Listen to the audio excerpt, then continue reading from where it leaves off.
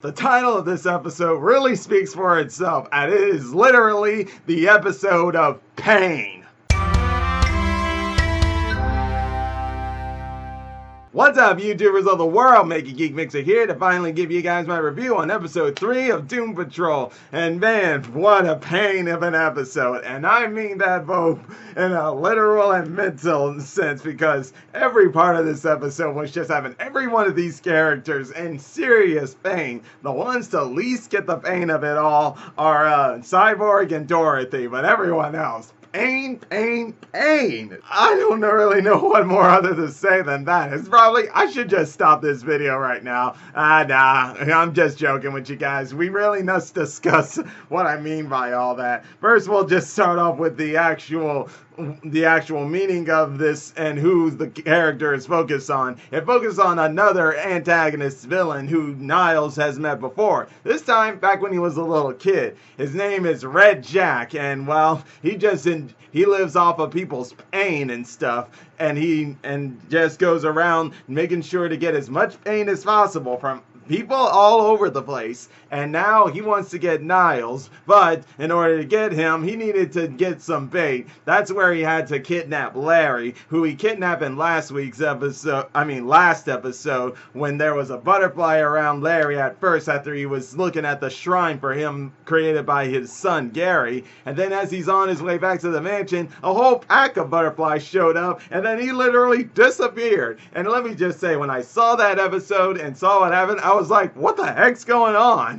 And now to finally see this episode, to see what happened there, wow, that's just nutty, I'm telling you. Because after inviting Niles, Rita comes along too, and yeah, we find out exactly how with them it worked too. Butterflies come together, and then they all get teleported. Unfortunately though, those two get separated. But what I gotta say that I definitely loved with this episode is that even though it had pain written all over it for all of these people, you found some happiness in it for at least Rita and Larry, and you get to see how they first met each other and how they were the first two in the mansion of Doom Manor, and how their friendship started off, and how close of friends they are. I definitely love this episode and the fact that they showed us what made their friendship become what it was. And it turns out that Larry, of course, fan of Rita's shows and everything back in the times before, but also Larry was revealed to us that he was able to see things that people can't see when it comes to actors. Of course, when people act on screen, it's hard to tell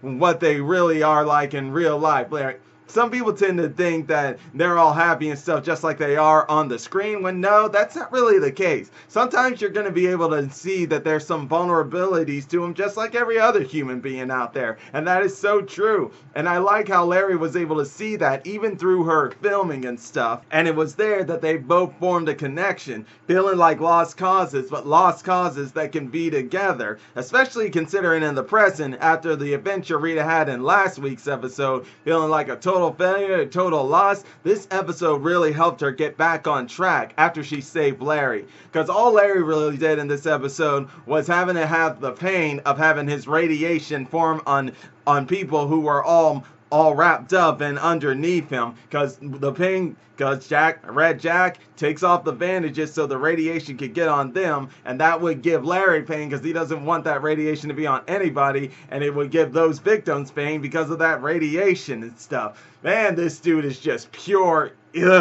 sadistic, man. And here's the thing, he invited Niles out there because he feels that Niles could be his apprentice because he has some similar things to him, thinking that Niles enjoys the pain of others, when in reality he misunderstands in the fact that what Niles does is for love, even though in the process it causes pain around. But of course, Red Jack knew that too, but he was hoping that he could find a way to torture Niles so he could get him to see his point of view. And let me just say, what he did at first, while just doing it inside Niles' head, having Niles be tortured in his head like that, call that poetic justice right there, because in his head he was thinking he had now become a robot man and everything. But during this entire time when all that pain was going on, the part where they started having butterfly wings just come right out of them, I was just like, dang man, dang.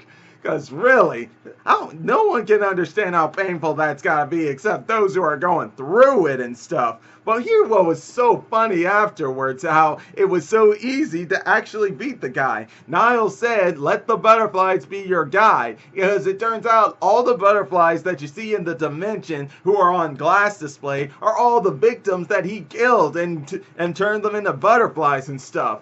And I'm just like, so every one of those butterflies, every one of them, all you had to do was release them so they could go after this guy, or better yet, save people from getting to become his victims and stuff. That's what it sure looks like. And yeah, while Niles did go through all that pain and stuff, it was all for him just to get close to this guy, just so he could finally get rid of the guy. And I'll give my hats off to Niles on that one. Nice way to trick him into that. Trick him into thinking he's winning just so he can get in close. But I do admit, very risky on that end too, because what if in the end the whole torture and pain got to him that he couldn't have gotten close enough to this guy? What a way to go, Niles. I will give my hats off to you for that, but still, yikes, crazy way to go. And now, why don't I real quick touch in on Cyborg, since he had a very short story in this one too, just like last episode. And that was in him still getting to know Ronnie. This time they got closer by making out and stuff. Of course, but Cyborg was hesitant at first to show her every part of him because of the whole cybernetic thing and thinking people wouldn't be okay with that. But Ronnie showed all of her battle scars and everything. But what really got me interested here was in the fact that after they had a makeout session and stuff, he wanted them to grab dinner or stuff, but she was rejecting it because she was thinking he would just be like all other guys out there who just leave her. And here's what you think at first. You think it's because all these other guys leave her because they're just a big bunch of jerks. But no, it turns out it wasn't really them, it was her. Because she had a dark secret past that she was holding out from everyone. That when Cyborg, when he was waiting for her at the restaurant, she was outside, but before going outside, she decided to email him something so he could know who she really is. It turns out she's been part of, she was part of the army, which we already knew, but it turns out her job was manslaughtering people. And yeah, that horrified Cyborg that he just ran out just like all the others. Now, what will this lead going forward for them? I don't know, but I would like to think we haven't seen the last of Ronnie, because I really feel like she can help Cyborg out in many more ways possible. And this is all can be part of Cyborg's journey of trying to look past some of the darkness of the past of other people. And yeah, I do also mean that with Niles, even though his is really tough to swallow. But now that I've said that, time to move on to Cliff and Jane. And I'm going to save Cliff for last because, man, that guy just disappointed me. But at least he learned in the end. But let's go into Jane here, where finally the people in the underground have had enough of Jane. And they bring her in for an intervention. And they all form a circle around her while she's in the center here. And here we finally get to learn even more about the underground that we've all been, no doubt, racking our brains on. Such as in the fact that they are really getting tired of Jane using the drugs to put them all asleep and just her being the primary here. And it turns out it's because they all exist for a reason, to balance out their powers and abilities, help protect that K. Olivia girl.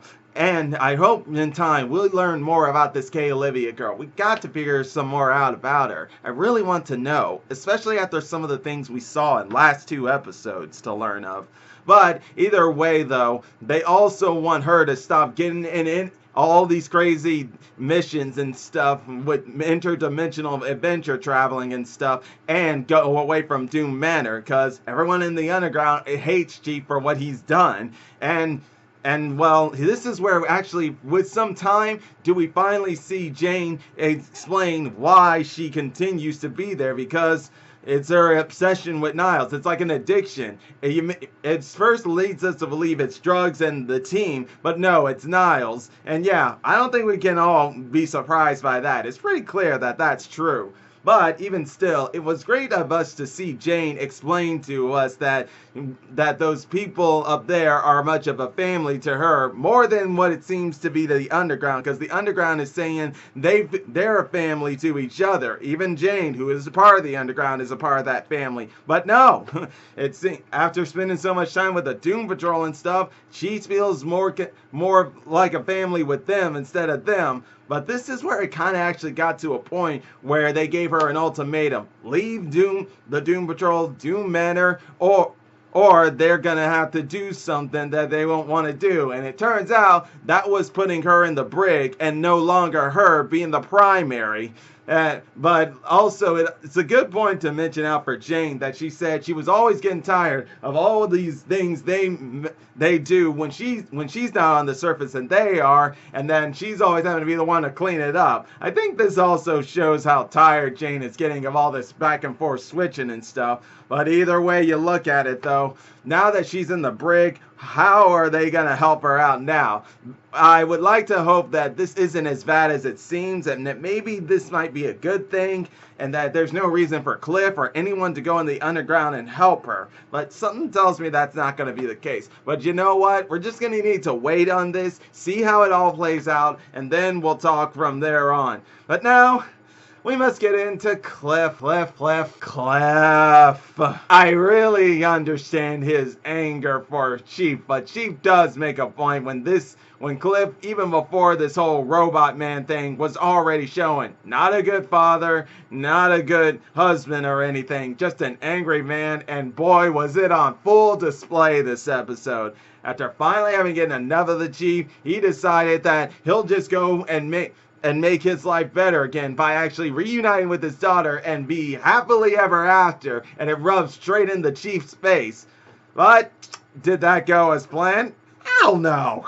It did not go as planned. Why? Because, well, Cliff, not using his head as a momentary part, he was about to walk away from knocking on his daughter's house. But no, that anger and this whole everything that happened to him made him do it, because I was really hoping that he would chicken out, because it was clear that his mindset was not a good time to tell Clara this. And when he finally did knock on the door and we find out that she's having a baby shower for her upcoming baby to come, Cliff's grandchild, that I was like, oh no, Cliff, please just walk away. Just go away and come back later. But no, he didn't. As a matter of fact, as soon as he knocks on that door, he just goes straight to the point of everything that happened there. And I'm like, dude, no, what are you doing?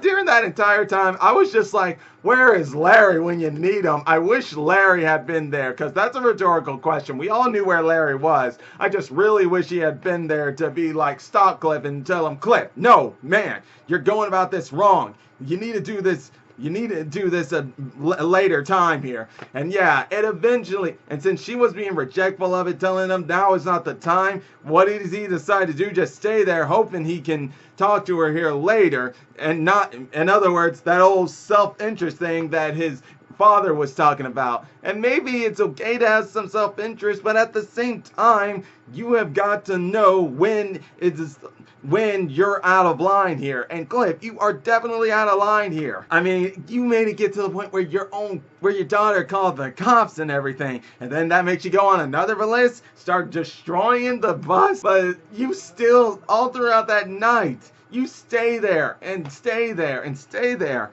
And all I gotta say is thank you, Jane. Thank you for coming when you needed to. Because seriously, Cliff, you didn't realize it until finally you're looking at how your daughter's feeling, that you finally see how you messed up. Oh, man. Whoa. During that entire time of that episode, I understand you, Cliff. I really do. But let's face it, was that really an excuse to do what you did? We know that what Niles did to you was wrong, but what you were doing was wrong too. But as long as Jane was able to finally snap him out of it, I think we can all finally put ourselves to rest with that. But what now will be happening? Well, for one, Danny, unfortunately, his brick has been broken by accident by Dorothy after they were playing hide and seek. One's gotta wonder what that'll do, but Ask for the chief. It looks like he's deciding he's going to be just like Cliff. At least that's what it's looking like, and I don't know if that's a good idea. All I know is we're just going to have to wait and see how this all plays out. But until then, guys, why don't we just end it all at there for today? And hey, if you enjoy my videos, all you got to do is click that like button, subscribe to the channel, hit the bell icon to be notified when I make more videos. And until then, MegaGeekMixer signing out. Bye!